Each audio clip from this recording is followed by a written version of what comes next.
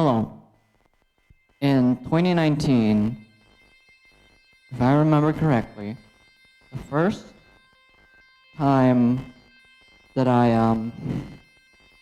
tried making music is through LMMS, which is a DAW that is free, not like FL Studio, but even then, like, I only used LMMS for like a short while until I moved to FL Studio trial version, and it's going strong. I've been using trial version for a long time, and I have no complaints whatsoever because I love just it's in me, like the habit. It becomes a habit on the way that you just make sure that you're sure that this is the final product that you want. Or with like lately I've been doing like separate tracks for like separate instruments, different instruments, and I could like redo some stuff, remix, and like that's like cool because that's like a progression in my philosophy in making music, which is that after I make the music, I'll destroy the save file, and this cannot be changed anymore. Now it has evolved to I can change a few things, but if I want to change it again in a fundamental way, I need to start over. It feels more liberating and more freeing and less suffocating. But I was used to the suffocation. I was used to the claustrophobia of not having like the ability to save my files. But like, and like the way that I've like conjured up this new process, this new tactic, this technique of just doing these in different tracks, it really feels so freeing and more comfortable and feels more efficient, especially because I'm doing like acoustic stuff now, and I'm thinking more in like a production side of things, and of course creative side still, and it's always been creative side. And you know, we are like, dude, 5 years. 5 years of Bruno U. 5 years of Albertable. I changed the name because, well, I think I really have moved on from the past 5 years of pain that I've distilled into my music and expressed through my music. It really is because like, look, Revenants is the title of the next album this December. Mark your fucking calendars, 25th of December, and this month, this November, November 18th, the single will be announced alongside the tracklist reveal, and by golly, by God, please stay tuned. It's the best. It might be the best thing I ever have made ever in my life. Maybe. Because I've been doing this for a long time. I've been trying to like April in the Sun and Clovers for June are proof of concepts for this album alone. That's how much I'm making sure that this album is like, I could do this. I could do this album. I can make this album real in just 1 year. And frankly, to be honest with you, 3 months. I've been doing this I've been producing this at the start of September, but it's been running for an entire year. I wrote this album literally in January, and then evolved and evolved and evolved, and it keeps becoming this absolutely it keeps getting better. And I'm so excited to finally fucking show you what I've been doing for this album. And the whole year has been a doozy, and you will see that through Clovers for June, especially collabing with Marky, which I said this in the record itself, that Marky, the guy that sang Say It in the record, is the guy that I talked about in Damned in Love and Life. And it feels really invigorating. It feels just reassuring, and just it is a redemption. It is a redemption, and I fucking love it. I fucking love it. It's progress, and I'm healing from so much pain. And dude, I'm it's crazy. It's fucking crazy. I can't really give you a recap of the 5 years of music that I've been going through and making, because it's just too much. It's so much context and so much background that I'd rather have you listen to the stuff that is available in my Bandcamp or in the new fucking Spotify. I have a Spotify now. I'm now an official artist.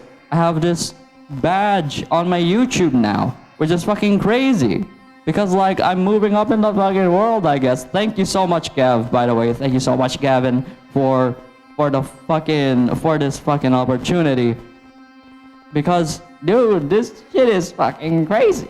This shit go hard. And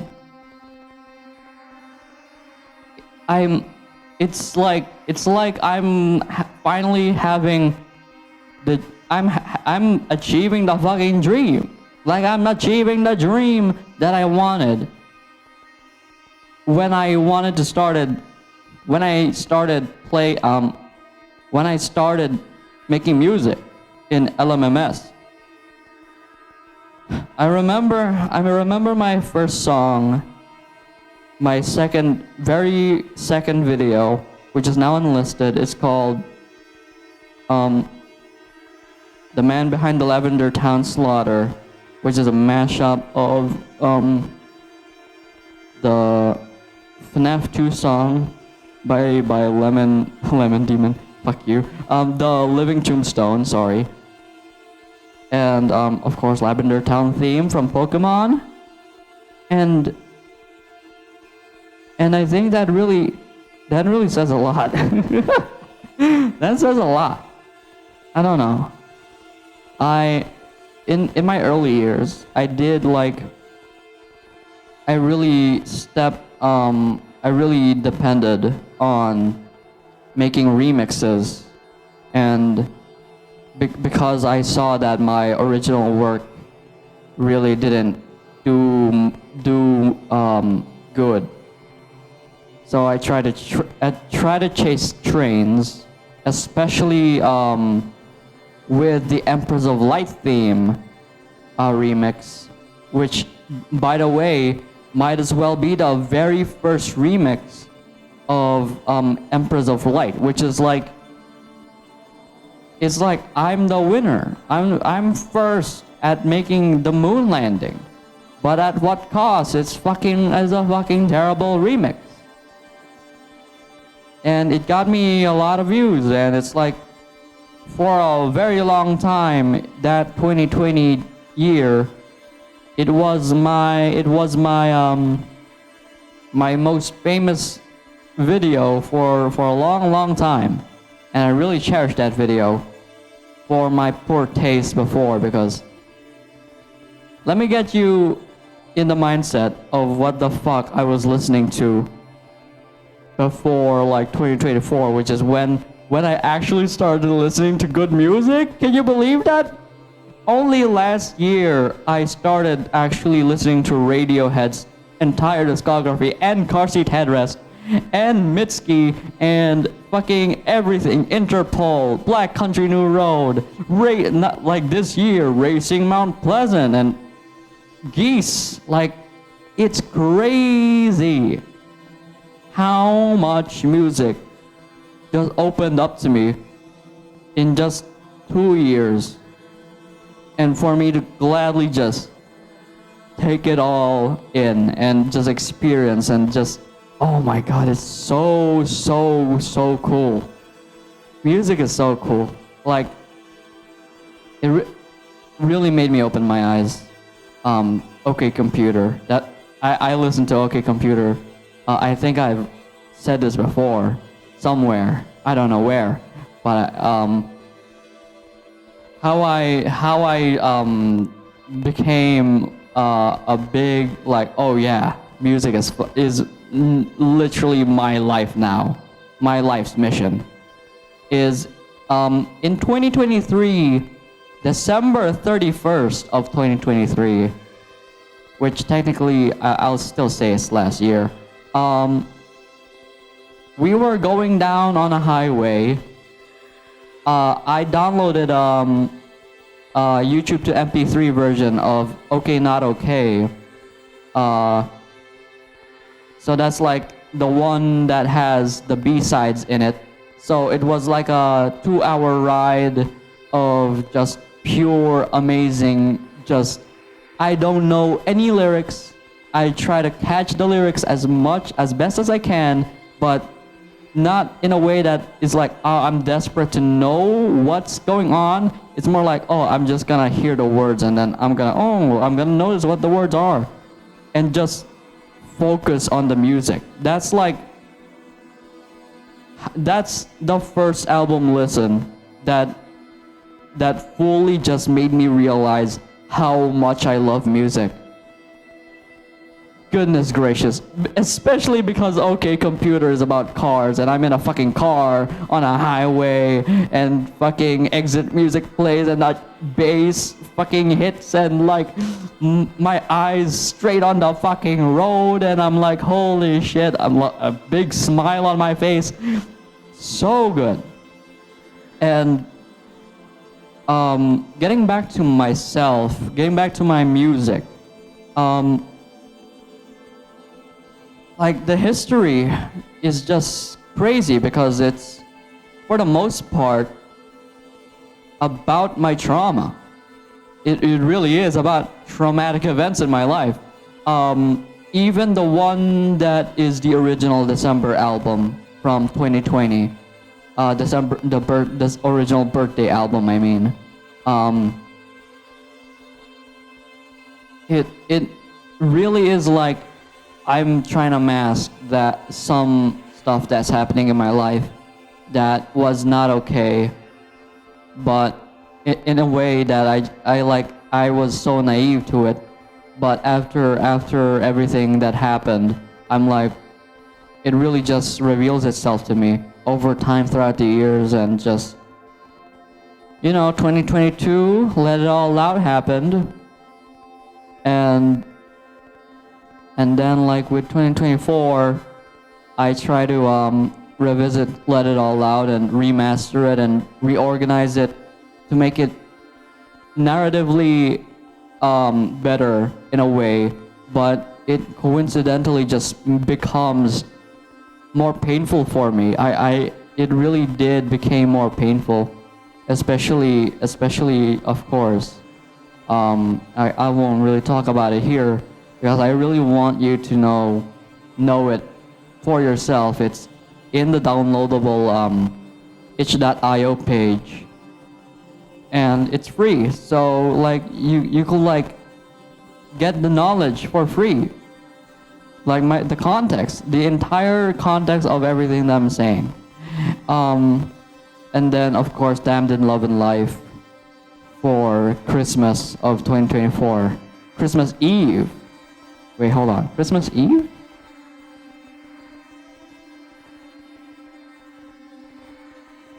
It is Christmas Eve. Okay, yeah. No, that's why I picked that, because it's 2024. And the reason why I said Revenants is in 25 is because it's 2025. That fucking sucks. But yeah, to continue, Damned in Love and Life.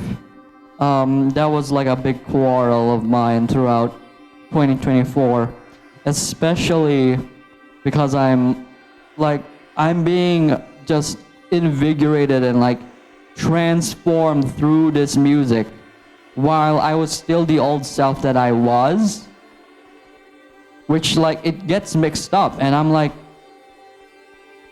actually trying to step up for myself and trying to like that's the first time. Like, okay, spoilers for fucking Damned in Love and Life.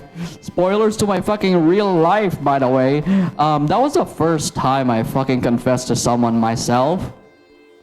In a way that's independent, and not like social pressure. Like, literally just that unfortunate February day before Valentine's Day. Actually, no, I think it was after. Sorry, I really just don't remember, and I really just don't want to remember specifics. I just don't care about specifics at all with these events of mine.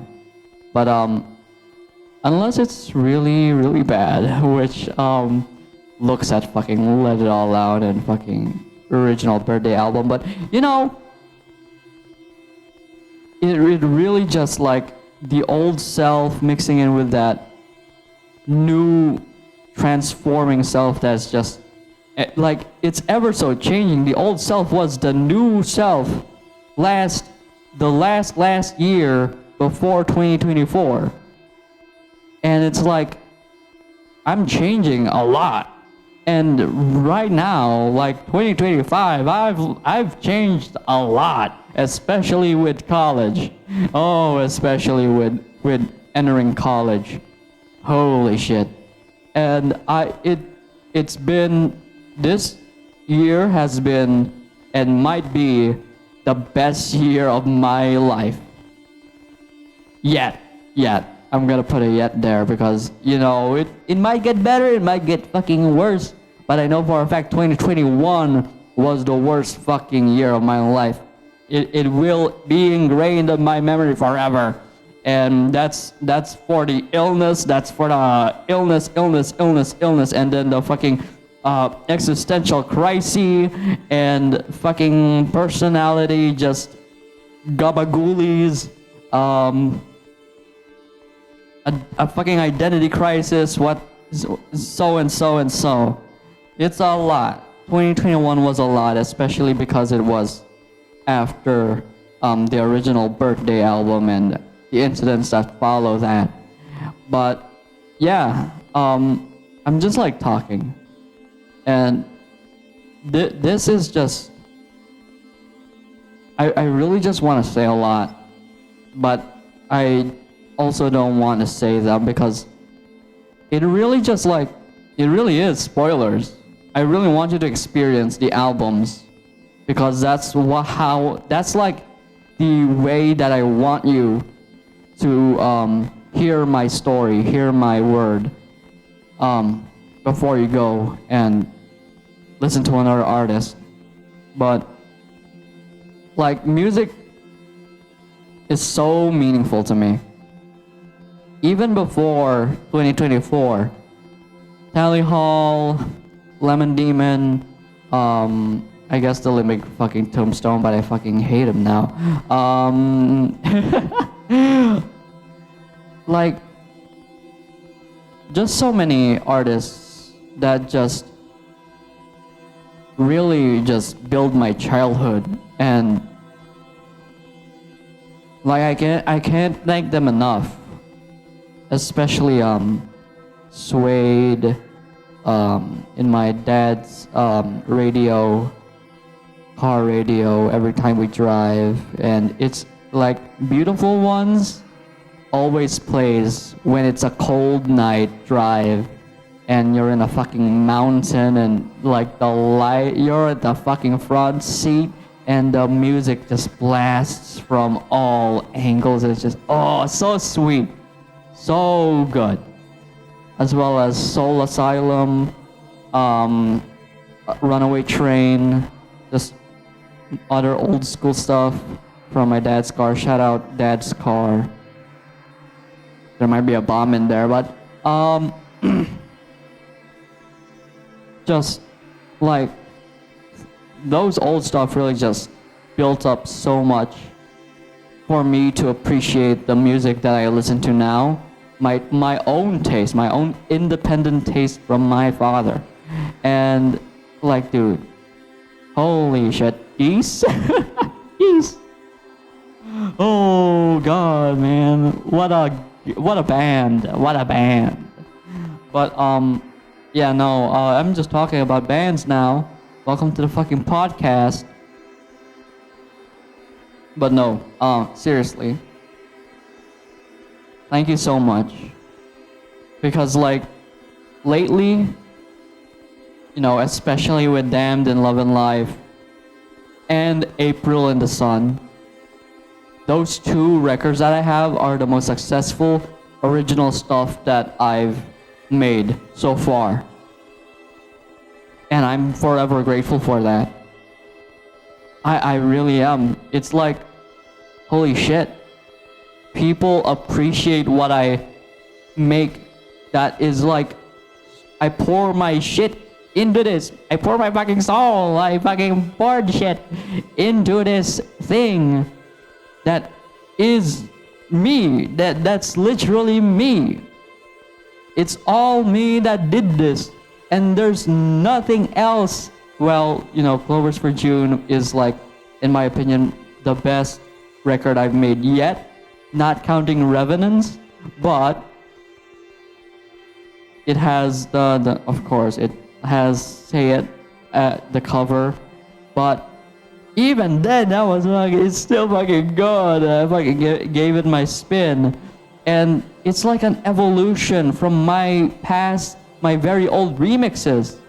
It really is an evolution. Like this cover of Say It is a culmination of my past. From the redemption, from Damned in Love and Life with Marky, from the redemption, the improvement and progress from my old discount remixes of 2020 Your. We've come a long fucking way. We have come a long, long way. And it's been a fun 5 years. It truly has been a fun 5 years. I mean, excluding the depressing stuff, and of course excluding the fact that almost all my albums are about trauma. I quite look at my 5 years of making music in a fond and proud way, because for one, I didn't stop experimenting. I kept experimenting. Every single record I have sounds so different from each other. I look at Sleep Deprive and I look at Let It All Out. I'm like, I made these two records in like a year. Like it's only just in 1 year I made Let It All Out and Sleep Deprive. That's crazy. That's fucking nuts. Because of how unique they are and distinct from each other. And then there's, of course, Damned in Love and Life, which is like a evolution from the electronic aspects of Let It All Out. And then now I'm like twisting it again with April in the Sun, and then twisting it again with Clovers for June, and evolving until we get to the culmination, and to the end. Revenants. It's a trilogy. It's a trilogy of albums. From Let It All Out, to Damned in Love and Life, to then finally, Revenants. And I am again, I am so excited to show you all my baby,